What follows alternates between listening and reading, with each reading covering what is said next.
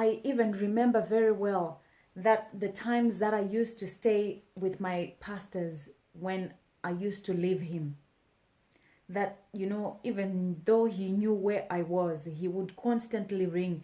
And most times they would tell me, don't answer the phone call, don't respond to his text messages. And in me, I would be just thinking, they don't even understand how angry he's going to get, how more anxious he's going to be, and it's going to get worse.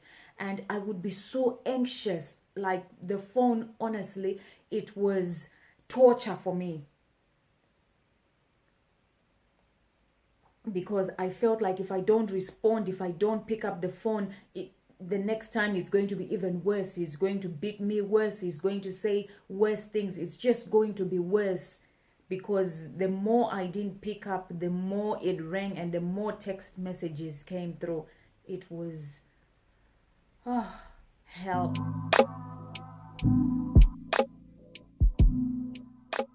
Because we are such a social generation, technology facilitated abuse has been added to the categories of violence and abuse.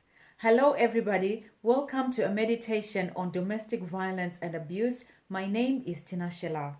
So what is technology facilitated abuse? I remember I learned about this category of abuse when I was doing my training for domestic violence and abuse. And I was so shocked, because the things that I had been through in my relationship, it was, what we were being taught about. And I was like, wow, I wish someone, had told me about this. I would have known that it was abuse, but I never knew that it was abuse. So, the use of digital technology to threaten, harass, monitor, and control another person remotely. And examples include tracking via mobile phone apps, monitoring through access of online bank accounts, threats to the partner via social media, and this is often linked to stalking.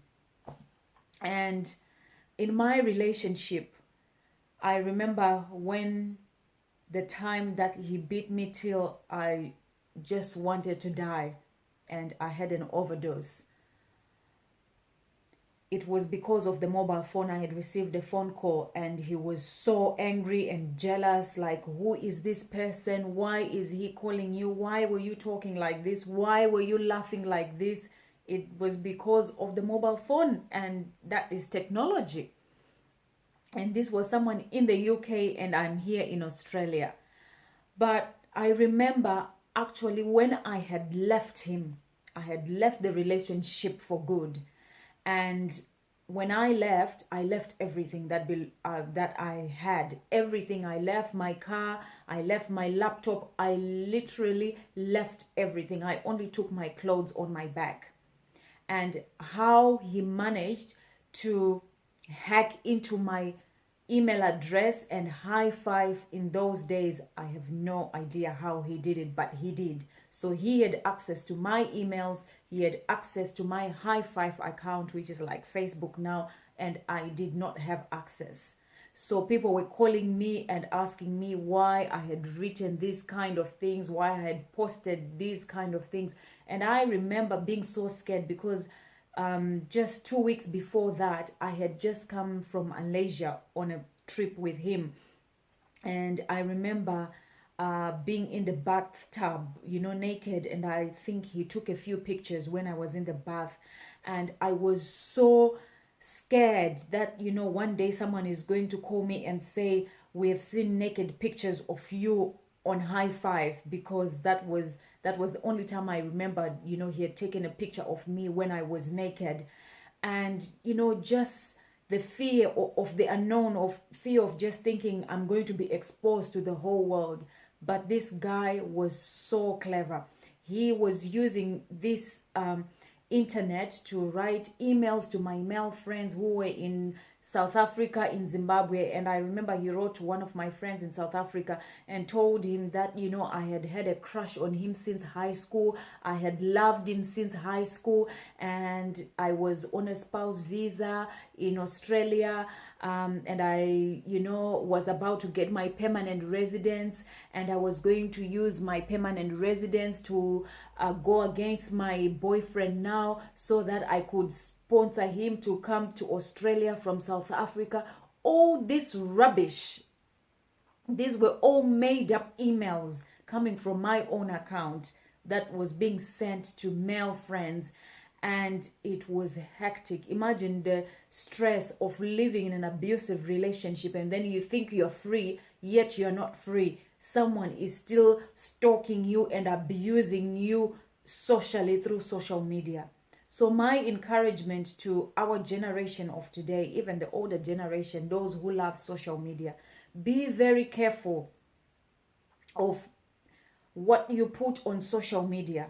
So many young girls, they think, oh, he's always calling me all the time. It means he can't get enough of me. It means he loves me so much. That is not normal. Having someone ring you 50 times a day is not normal. There is something that is wrong. There is something that is missing in that person's life. I had my phone ringing constantly. Even when he knew I was at work, he would constantly ring me. Even when he knew I was at school studying, he would constantly ring me. And then I didn't know it was obviously insecurity. He was insecure. He was jealous. And that is not something you want to have when you're in a relationship, because that is damaging. My phone constantly rang. And I remember at work one time, my work colleagues were asking me, how do you survive with this phone ringing this much? They told me that even when they were sleeping at home at night, my ringtone, Hips Don't Lie by Shakira, would constantly ring in their ears when they were sleeping. That's how traumatizing my phone was. My phone was his way of control. Where are you? What are you doing? Who are you? What? It was the phone. So if you're in a relationship where you're constantly being asked, where are you? What are you doing? You're always being rung 20, 30, 40 times a day. You think, oh, he loves me so much. He misses me so much. That is not normal. There is a problem there. And you need to fix it or sort it out as soon as possible. Why would you send naked pictures to your boyfriend? And then we say, oh, it's sexting. That is stupidity. You're not Kim Kardashian. Let Kim Kardashian do it because she loves it and she earns money from it. Let her be. Let her do that. But to you young girls, take care of your temple. Be proud of your temple, this temple. Be protective of your own temple. Why should you be sexting, sending your bits, your vagina, your titties? Why do you want to be sending your bottom and all these things to someone who is going to end up showing his friends probably, and someone who is going to break up with you, and then God knows what is going to happen to those pictures? I mean, look at celebrities right now. We have seen this, not even celebrities, just even normal people right now. They are going through this. Sometimes systems go wrong. That's the kind of world we are living in. If the system goes wrong, your naked pictures are going to be everywhere, and the whole world will be able to see you. Yet your own body should be sacred. That is the temple of God. Be protective of your body. We need to respect each other's privacy. Until next time, God bless you.